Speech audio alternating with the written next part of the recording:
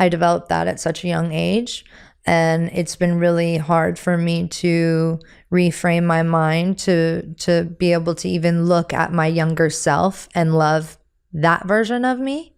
And now that I've begun to get there, I'm now there. And, you know, for me, that was so heartbreaking that I felt like I couldn't even really love a child, myself as a child. I felt like I wasn't even loving that version of myself. And I could never imagine not loving a child. You know what I mean? But and so that was where I knew I needed to start.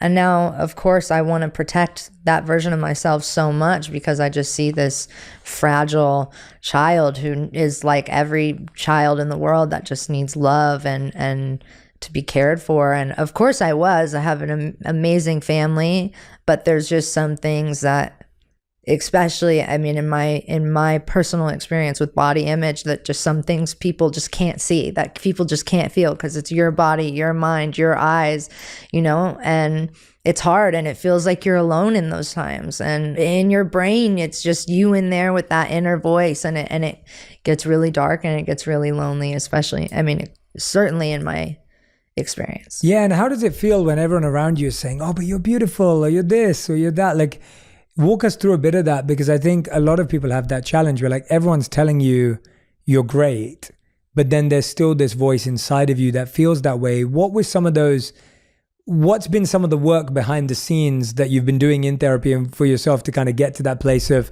self-acceptance and self-love, as you said earlier? That's very much still a work in progress for me. And something my